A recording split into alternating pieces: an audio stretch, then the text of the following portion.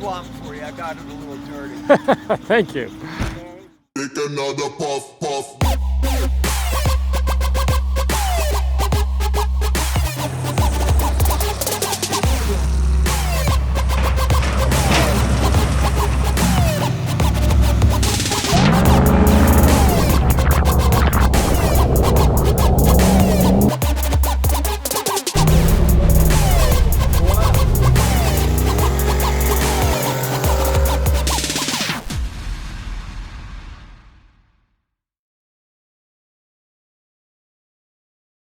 So, yeah, this is the Glickenhaus boot, designed and of course built by Jim Glickenhaus as an homage to the original Steve McQueen Baja boot.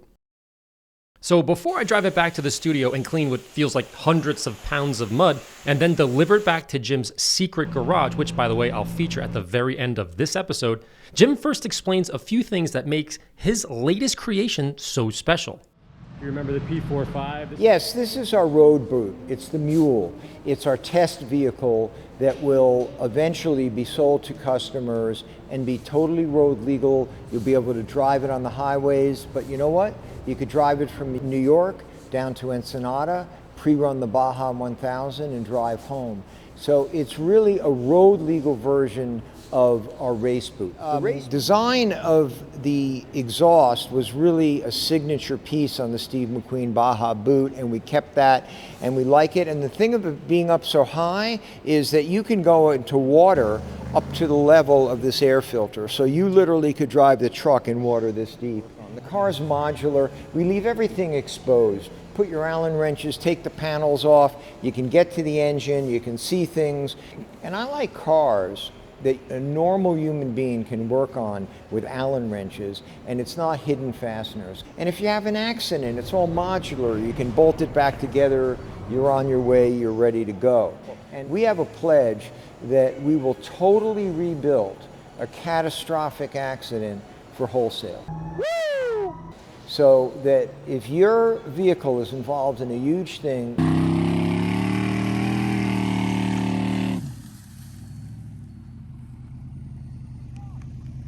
you can give it back to the factory. We will keep the parts that are good, scrap the rest of them, bolt it back together, but you don't have to pay the dealer's commission again. You know, we're a different kind of company. There are no lines, there are no special treatment. You sign a contract, you give us a deposit, you get the next available build slot. You don't have to buy 5 boots to get 104, and you don't have to buy 5 004s to get a boot. Whatever you want, we'll sell to you. That's what we try to do. The motor is a bone stock Chevy LT4 ZR1 motor, makes 685 horsepower. Motors rated at 650. On the dyno, we got 685. We leave it exactly bone stock, and frankly, it has enough power to do anything that you want. But it's built to full federal motor vehicle safety compliance standards. It will be fully emissions compliant, CARB compliant, and it's something that, frankly, we think you can have, 100 years from now, we think there'll be boots driving around. So with that, Jim gave me the keys and we left the Monticello Motor Club to get her all cleaned up for next week's photo shoot. From the club, the Ammo Studio is roughly about 100 miles away, so we made a few friends and turned a few heads on the journey home.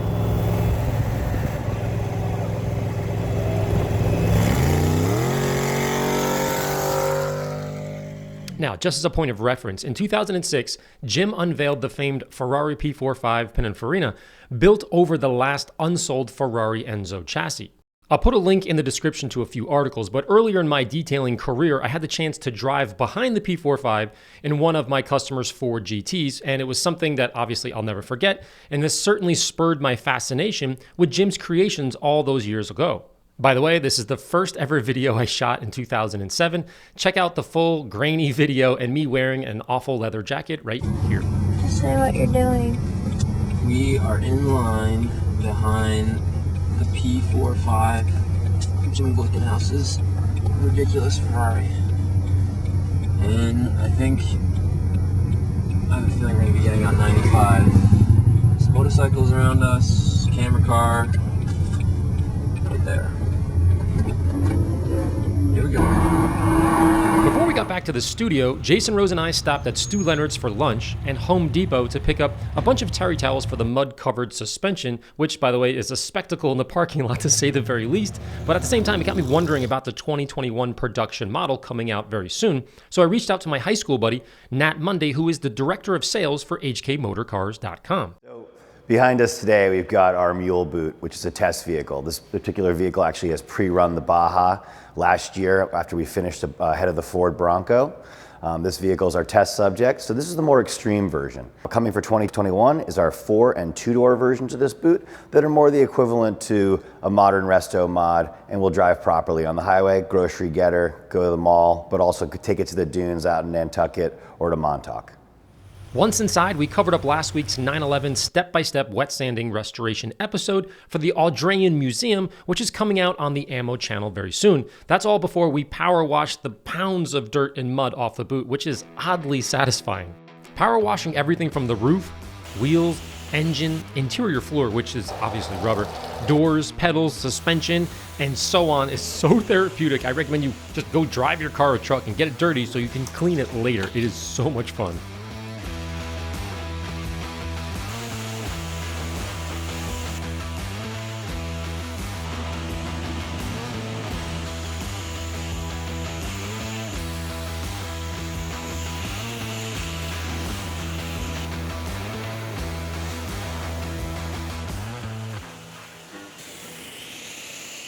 For those of you who don't know, this is Jason Rose from Rupes USA, one of my closest friends and detailing mentors. Now, we've been shooting videos together for many years, and he's in town to help me with the 911 wet sand, the Rimac Concept 1, a jet ski, and of course the boot, especially the boot because he's an avid off-road enthusiast specializing in amateur rock crawling.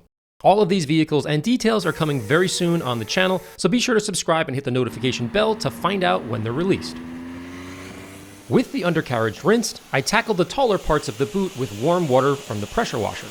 Next, Dan foamed every surface of the vehicle, which is so gratifying to see in person, especially letting it soak for a few minutes. The entire garage smelled like shampoo. It was amazing. By the way, not sure if I explained how happy Jason was to clean his dream truck.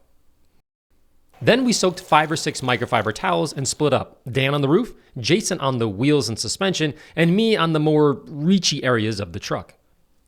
Carrying a small, soft bristle brush during the wash process can be helpful to dislodge trapped dirt along the emblems and tight spots. Once all the dirt was lifted from the paint, we rinsed again and wiped with microfiber towels and compressed air to dry the paint safely. With the majority of the dirt off the truck, we then focused on the interior. Okay guys, at this point, we've washed and dried the car. Now on a side note, if you've ever wanted to wash a Tonka toy or play with your Hot Wheels cars and dunk it in your tub or whatever, this is the ultimate version for adults. It's amazing, we're having a blast. But aside from that, we gotta work on the interior. Now the interesting thing about a car like this is the interior is actually designed to get dirty and disgusting and water everywhere because we've driven through, lakes and ponds and muds and all that kind of thing. There's a hole in the back, which again, is designed that way so that the water can travel, go through the hole, and then obviously exit the vehicle. So what we're gonna do is take advantage of that. And we're gonna use a brush, the same one that we used on the interior of the wheel well. Scrub this up a bit, maybe use a towel, little brushes here and there, and kind of sweep the water back, have it go through that hole, and then, most of it will get out. The little bit that we can't get out, we're gonna use a terry towel and kind of mop that up quickly. But again, I guess in some cars you could power wash it. I'm not gonna do that on this one because there's lots of fancy stuff in here and I don't wanna jeopardize anything, but we're gonna clean this up a little bit so that it can go back outside and get really dirty, but we're having a blast. Once the first layer of heavy dirt was pushed into the interior drain and out of the vehicle, I used an APC in a new pivot bottle that allows the head to move or pivot up and down without the bottle itself moving or losing suction. So no more struggling to get the last little bit of product out of a bottle when you're tipping it up or down. It's a really cool invention that's great for undercarriages, wheel wells, headliners, floors, and so on. I'll discuss more in-depth details of the new bottle on the studio channel soon. Once done with the rubber, we focused on the leather and plastics with ammo lather and an interior brush, as pretty much every single surface was covered in a thick layer of dust and dirt. With round one of the interior done, we focused all our time on the paint, which is covered in swirls and scratches, and again, completely understandable as it's in the woods as much as it's getting groceries. And because this is the test mule and it's on press tours and photo shoots, it's now time to give this thing a quick facelift before the next big show. All right, so the inside and the outside is clean, and now we are going to focus on polishing this paint. Our objective is about 75% defect removal. We have done a test spot. We tried to find different combinations that will get us to that objective. We tried the yellow foam with our DA Fine. That didn't quite get us there. We stepped up to our yellow wool. That nailed our objective. So we are going to do a one-step polish on this entire car. Now, the intention of this polishing is to prepare it for a paint coating application, which you might think is kind of a strange desire for a vehicle like this, but it actually has a very important function. With a paint coating over these painted pieces here, it prepares this vehicle to go tromp around the mud in the forest and all that. When the owner gets back, they can do a quick power wash. Mud and everything just flies off this car super easy. So that is the function of a paint coating on a vehicle like this. And it's a great purpose. While Jason and I removed the swirls from the paint, Dan focused on removing the light oxidation from the frame with 3000 grit Rupes X-Cut and Uno Protect to clean the area and protect it all in one step.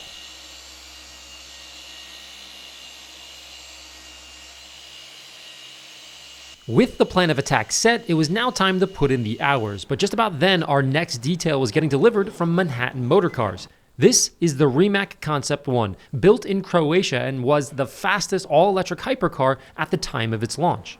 This is an upcoming episode, so you may see it in the background now that the wet-sanded 911 has been loaded up in the rain, which, by the way, was its own adventure to say the very least. Jason, go ahead, dripping. And brought back up to the Audrain Museum in Rhode Island. I'll have a behind-the-scenes tour of the collection coming very soon. All right, so we've done the rest of the vehicle with our large full-size tool, 7-inch pad with our DA Fine polish. That was the answer for those big, wide open, flat panels.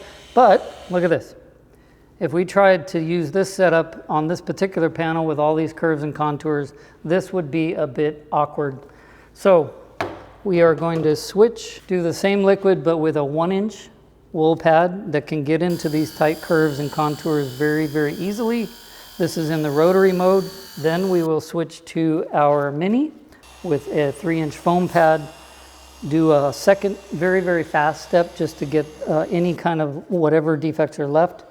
And we will knock out this panel and make it perfect. With Jason on the engine cover, Dan was up on the roof and I worked on the lower engine covers. Then we removed the front grille for easier polishing and used the 1-inch rotary on the round headlight areas. Once done with all the intricate 1-inch work, we wiped the surface clean with a 50-50 isopropyl alcohol mix to remove any last polish before applying Ammo Reflex Pro to the paint and the suspension to make future cleaning much easier. To do this, apply the Pro to a microfiber applicator pad and wipe in overlapping motions. Wait approximately 1 minute per panel until a rainbow effect appears and then gently remove with a microfiber towel. If possible, work in teams of 2. One guy applies and then the other guy removes once the rainbow appears. We repeated the same steps on the suspension and applicable painted areas on the undercarriage to make power washing the mud off 100 times easier in the future. For the final touches, I added ammo mud to the tires, Jason cleaned the winch, and Dan focused on the glass before the pro photographer Mike D'Ambrosio arrived for the shoot. If you want to learn how to photograph your own car, this is the guy to watch. Check out a video I shot with him a few years ago on the Maserati MC12 with tips and tricks on how you can capture the best photo of your own vehicle. To learn more, visit machineswithsouls.com. Well guys, we're all done and the Glickenhaus boot looks absolutely unbelievable. Now I've been detailing and driving for close to 20 years and I have never been in a car that's given me the most giggles I've ever had in my life. This thing is unbelievable. If you drive this on the street or out in the woods, you're just gonna constantly be giggling and laughing because it's so much fun. Now, a huge thank you to a few different people here. Monticello Motor Club for letting us tool around in their backyard there and just make a mess, and this was a lot of fun to do that. We actually went through a lot in this thing, it's insane. Of course, Glickenhaus Racing, the genius behind building this thing.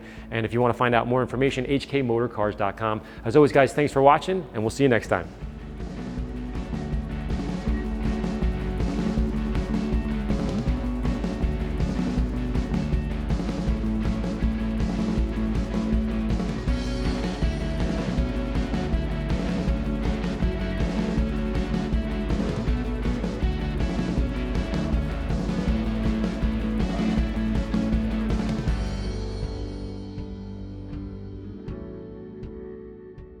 All right, guys, we're doing a little bit of a behind-the-scenes look. We've been working on the Rimac, Jason, Dan, everyone, pretty much all night, and it's looking pretty good. And behind me over here, of course, you know that is the Beast, the boot. But we actually have to take it outside right now, and I'll show you what it looks like outside, and deliver it back to Mr. Glickenhaus in his garage. And I'll give you a tour, and we'll talk when we're driving down there. But there's only one kind of sad part about this whole thing, because it's been the most amazing car I've ever driven. You ready for the sad part? That's not that big of a deal. It's raining. It's kind of a bummer. So, anyways, he needs the car back. So Jason and I are going to drive this. He's going to drive the Macan over there because we have to drive back. You know, we have to come back after we drop it off. And then we're going to have to re-clean this a little bit, you know, wipe it down, make sure that the coating's holding up well. So let's hop in and I'll give you a tour. We'll chat a little bit in the car ride there, and I'll see if he's cool with us filming inside his amazing facility. But we'll see what happens. I don't want to, you know, put him in a weird situation there. But yeah, this is kind of the behind the scenes of what goes on every day. We have to finish up the film on this, and someone's coming at 3 o'clock to chat about all the intricacies, because, you know, we're detailing. We don't know like the whole history, and you know, a little bit, but not, you know, someone who knows the car is going to come in and kind of give us a tour. So that's what's going on. You can see Jason's all the way up there. Say hello. Hello. There's another cool thing we found out. Look at that. I didn't realize that you can write on the glass, and it turns into a whiteboard. So now we leave little markers there, and we come up with ideas, sanding, 5 steps, faster detail, this kind of thing as we're preparing for an episode. So now it's time to take this beautiful clean car out into the rain. All right, at this point we're heading down to Mr. Glickenhaus's warehouse, and I'm doing about almost 70 miles an hour in pouring rain on the highway, and it's relatively compliant. What I mean by that is this is a Baja car, so it's a little bit more spongy, as you can imagine. We're doing jumps at 80 miles an hour, but even this version is still somewhat compliant for the road. I can't imagine what the next version, meaning the road version, is going to be like. Yes. The only challenging part about driving this car is that there's so many people looking at it, and you're waving and all that kind of stuff. But the truth is, when you drive a car that's like a supercar or a hypercar or something that's odd and different like this one, what happens is people tend to kind of swerve into you, so to speak. Because if you think about it, if you're driving a car, you're looking at something, where your head is and where your eyes are is where the car tends to go, right? So if people are looking like this, they tend to kind of swerve into you, kind of move you off the road. So that's kind of the biggest challenge with driving a car like this. So you really got to be on your toes. Okay, so we're just around the corner from Jim's place, and I'm going to keep the camera down so you can't see where we are. But the irony is I actually grew up in this town. My grandmother lives right there, or lived right there. There's a church across the street where I was baptized and my parents got married. My old, you know, when you're a child, your childhood home is right down that street, which is kind of funny. Wow, look at that. Haven't been here in a while. I used to stay at someone's house here when we were in transition from one house to the other. My aunt lives right there. Anyways, the point of the story is I've been around his place for years and never knew it because you can't really tell what it is. Kind of a crazy thing to do, but we're about to deliver this here. I'll film if I can. I'll ask Jim if that's cool. If not, totally understood. So here we go. Guys, so this is a little bit of the behind the scenes. I got permission from Jim to film. So here's the car, we just pulled it in. Jason and I are gonna sort of clean this up. Jim is back there on the phone. But this is what the inside of the Glickenhaus den looks like. If you remember the P45, this was years ago. I drove behind this. Unbelievable car. And, you know, just look at the hardware that's in here. Absolutely stunning stuff. Look at this. A Lola. Oh my gosh, look at this amazing race cars. This, oh my gosh, look at that. Craziness, right?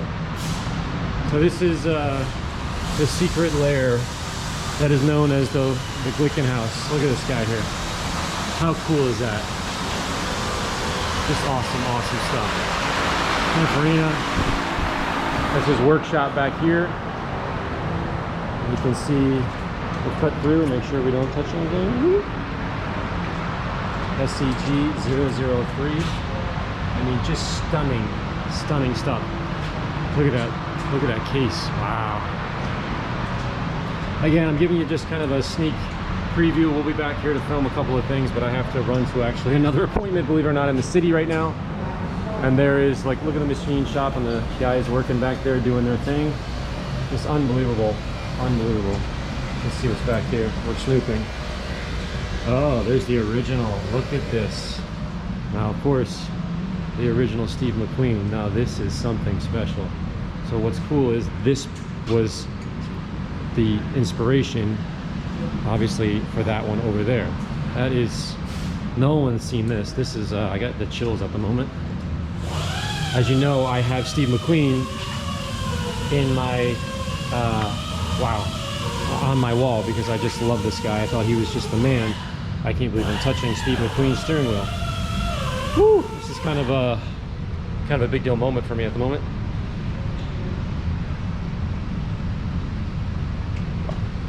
Yeah. Just special. Just super special. Oh my gosh. Just look at that. Look at that picture. It's unbelievable. This place is just spectacular.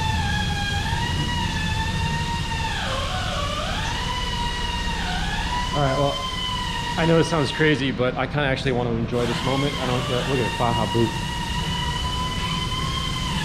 I kind of want to enjoy this moment and maybe not film every 5 seconds. I want to just, it's kind of a big deal. He's the hero of mine, Steve McQueen, so to actually see and to touch his actual car is kind of crazy.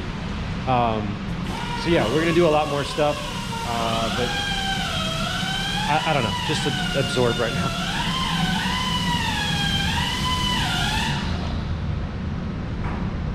I can't believe he sat in his car.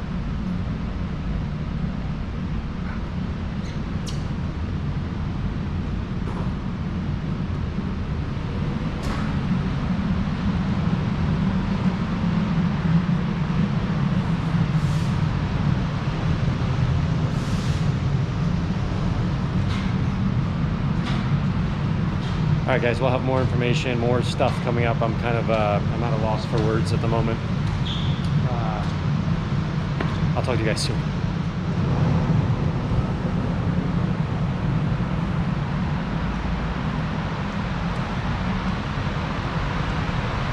So, what are your thoughts at Glickenhaus's place? Nice place. You think so? Now, what's crazy is of all these ridiculous, amazing cars that are in here, Jason's most excited about this one right here. This and that. I gotta be able to do one of these cars at some point. I've never actually done a full detail on one of these, but this is the Jason Rose special. Yeah, call me when you get this. That one, then, all right. This was owned by the Queen of Yugoslavia. This is Lavi. And the indicators on the dashboard are a real diamond, emerald, and ruby. By the Queen of who? What do you say? These, you can shine a light on them and you'll see. Which queen? Queen Marie of Yugoslavia. Yugoslavia. Oh, wow. Okay. Yeah. Wow. That's And look at the window. It's Frane, the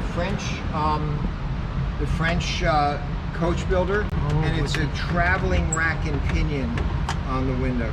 Oh my gosh. Yeah, this is real craftsmanship. These were custom bodies. So you buy the chassis and then you have somebody custom make a body for you. Wow, that is stunning. This is a thermostatic grill.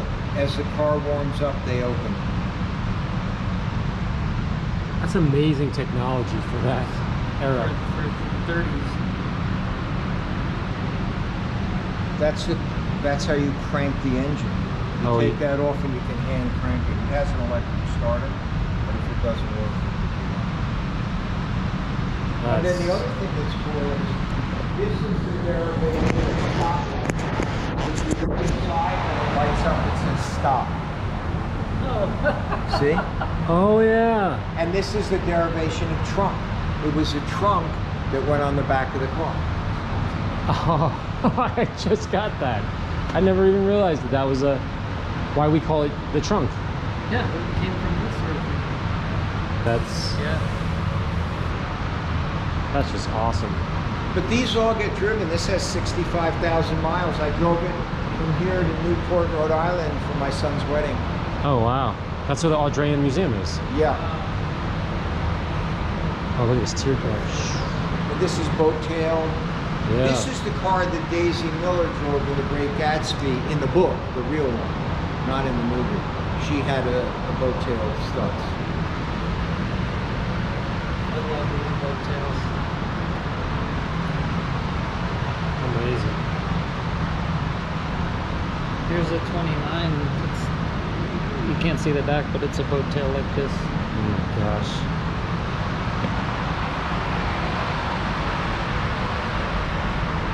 Oh, just something else. Can you imagine This is chassis 1. Race in Nürburgring win 3 times, won in class 3 times, and then we road converted it to a road legal car.